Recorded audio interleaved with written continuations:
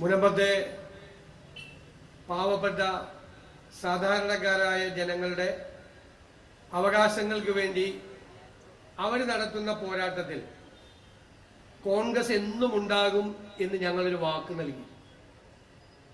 ഞങ്ങൾ ഇപ്പോഴും ഉണ്ട്. ഞങ്ങൾ മാത്രമേ ഉള്ളൂ. വേറെ പലരും കാണാനില്ല. എന്തായിരുന്നു ബഹളം? രാജ്യത്ത് ദേശീയ തലത്തിലും സംസ്ഥാനത്തിരിക്കുന്നു പ്രതിപക്ഷത്തിരിക്കുന്ന കോൺഗ്രസ് ആയിരുന്നു പ്രതി, അല്ലെ? രണ്ട് സ്ഥലത്തും ഞങ്ങൾ പ്രതിപക്ഷത്താണ്. രണ്ട് സ്ഥലത്തും ഭരണകക്ഷി വന്നിട്ടാണ് കോൺഗ്രസിനെ കുറ്റപ്പെടുത്തി ഇതിനെല്ലാം കുഴപ്പം കോൺഗ്രസ് ആണെന്ന് പറഞ്ഞത്. എന്നിട്ട് ഓരോരുത്തർ വാക്ക് കൊടുക്കുക. എന്താണ് ബി.ജെ.പിയുടെ നേതാക്കൾ വന്ന് ഇവിടെ തമ്പടിച്ച് പറഞ്ഞത്? പാർലമെന്റിൽ ഒരു ബില്ല് വരിക,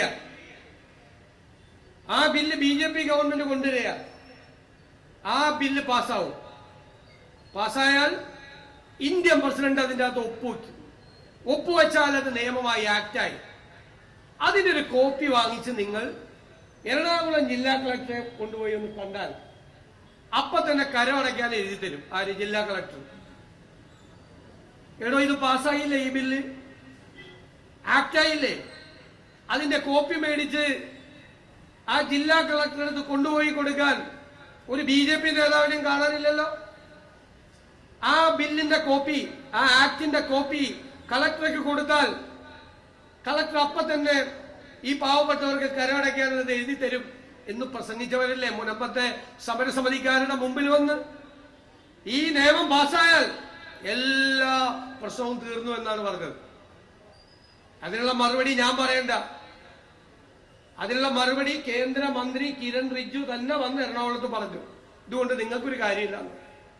സത്യസന്ധമായിട്ട് പറഞ്ഞു. അദ്ദേഹത്തോട് ഞാൻ നന്ദി പറയാം. സത്യസന്ധമായിട്ടാണ് സംസാരിച്ചത്. ഈ ബില്ല് കൊണ്ട്, ഈ ആക്ട് കൊണ്ട് മുനമ്പത്തുള്ളവർക്ക് യാതൊരു കാര്യമില്ല. നിങ്ങൾ കോടതി വഴി കയറി പൊക്കോളാൻ പറഞ്ഞു. അപ്പൊ ഇവരെ കബളിപ്പിച്ചത് ആരാണ്? ബി.ജെ.പിക്കാർ അല്ലേ? ഞങ്ങൾ അന്നൊരു ഐക്യദാർഢ്യ സമ്മേളനം നടത്തി. അവിടെ വന്ന് ഞാനും പങ്കെടുത്തു. ഈ നേതാക്കൾ എല്ലാവരും ഉണ്ടായിരുന്നു. ഞങ്ങൾക്ക് ആർക്കും ഇവിടെ ഒന്നും ഒളിച്ചോടേണ്ടി വന്നിട്ടില്ല. ഞങ്ങൾ എല്ലാവരും ഇവിടെ തന്നെയുണ്ട്.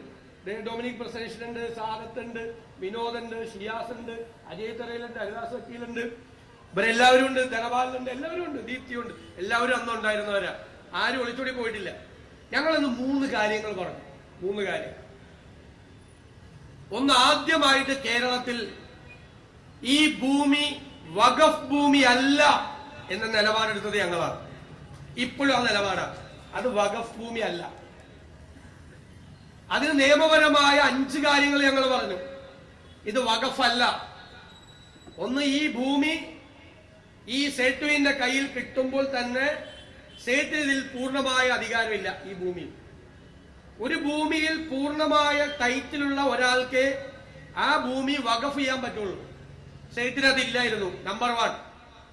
നമ്പർ 2, ഇത് വഖഫ് ചെയ്യപ്പെട്ടു എന്ന് പറയുന്ന കാലത്ത് ഇപ്പൊ താമസിക്കുന്നവരുടെ പൂർവികർ അവിടെ താമസിക്കുന്നുണ്ട്. വേറെ ആളുകൾ താമസിക്കുന്ന ഭൂമി വഖഫ് ചെയ്യാൻ പറ്റില്ല നിയമം അനുസരിച്ച്. പറ്റുമോ? പറ്റില്ല.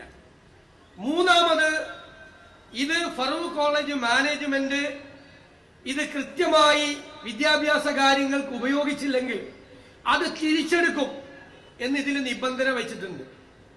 വഖഫിൽ ഒരിക്കലും നിബന്ധന വെക്കാൻ പാടില്ല. അത് പെർമനന്റ് ഡെഡിക്കേഷനാണ്. പൂർണ്ണമായ സർവശക്തന് സമർപ്പണമാണ്. കണ്ടീഷൻ ഇല്ല. കണ്ടീഷൻ വെച്ചാൽ അത് വഖഫല്ല. ശരിയല്ലേ? പിന്നെ 5ാമത്തെ കാര്യം എന്താ പറഞ്ഞത്? പൈസ വാങ്ങിച്ചു അവരുടെ കയ്യിൽ നിന്ന്, താമസിക്കുന്ന ആളുകളുടെ കയ്യിൽ നിന്ന് ഫറൂഖ് കോളേജ് മാനേജ്മെന്റ് പണം മേടിച്ചു. ഈ 5 കാര്യങ്ങൾ കൊണ്ട് അത് വഖഫ് ഭൂമി അല്ല. ഞങ്ങൾ ആ സ്റ്റാൻഡ് ഉറച്ചെടുക്കാൻ കാര്യം അവിടുത്തെ ജനങ്ങൾ മനസ്സിലാക്കണം. വഖഫ് ഭൂമിയാണ് എന്ന് പറഞ്ഞാൽ പിന്നെ ഇവര് എൻക്രോച്ചേഴ്സ് ആണ്, കടന്നുകയറ്റക്കാരാണ് ഭൂമിയിലേക്ക്, വഖഫ് ഭൂമിയിലേക്ക്. അവരെ അവിടെ നിന്ന് ഇറക്കി വിടേണ്ടി വരും. വഖഫ് ഭൂമി അല്ല അത്, അങ്ങനത്തെ ഒരു ഡീഡ് അല്ല അത്. അവർക്ക് കൊടുത്തിരിക്കുന്നതാണ്. അവരത് വിറ്റു ഇവിടെയുള്ളവർക്ക്. അതുകൊണ്ട് അത് ഇവർക്ക് പെർമനന്റ് ടൈറ്റിൽ കൊടുക്കണം. ഇതാണ് നമ്മുടെ നിലപാട്. ഒന്നാമത്തെ നിലപാട്. രണ്ടാമത്തെ നിലപാട് പാർലമെന്റിൽ പാസ്സാക്കി. നിങ്ങൾ ആ പ്രസംഗം കേട്ടോ, ഞാൻ ഈ 3 കാര്യമെന്ന് പറഞ്ഞത്. പാർലമെന്റിൽ കൊണ്ടുവരുന്ന ഈ നിയമം ഇത് പാസ്സായാൽ മുനമ്പത്തെ ജനങ്ങൾക്ക് ഒരു കാര്യമില്ല, ഒരു പ്രയോജനം ഉണ്ടാവില്ല. ആ പ്രസംഗം അയച്ചു തരാം എല്ലാവർക്കും. നമ്മൾ പറഞ്ഞാണ് മുനമ്പത്ത് പറഞ്ഞ, അല്ലെങ്കിൽ മീഡിയയുടെ കയ്യിലുണ്ട് ഞങ്ങളുടെ പ്രസംഗം. ഇതുകൊണ്ട് മുനമ്പത്തെ ആളുകൾക്ക് ഒരു ഗുണവും കിട്ടാൻ പോകുന്നില്ല. അതിപ്പോ മന്ത്രി തന്നെ വന്ന് പറഞ്ഞു. ഞാനത് വിശദീകരിക്കേണ്ട. മാത്രമല്ല, ഈ നിയമത്തിലെ ചില പ്രൊവിഷൻസും ഉണ്ട്. വലിയ ബുദ്ധിമുട്ടാണ് ഇനി ഇവിടെ ഉള്ളവർക്ക് ഉണ്ടാവാൻ പോകുന്നത്. അത് ഞാൻ പറഞ്ഞുതരാം, ഞാൻ പിന്നീട് പറഞ്ഞുതരാം. ഇപ്പൊ രണ്ടാമത്തെ കാര്യം, പിന്നെ ഞങ്ങൾ എന്ന് പറഞ്ഞ ഇത് മുഴുവൻ ഇവരെ വെള്ളത്തിലാക്കിയത് മുഴുവൻ ഈ സ്റ്റേറ്റ് ഗവൺമെന്റാ. ഞാൻ വഖഫ് ട്രൈബ്യൂണലിൽ കേസ് അടക്കാം കുറച്ച് നാളായിട്ട്. അപ്പൊ വഖഫ് ട്രൈബ്യൂണലിൽ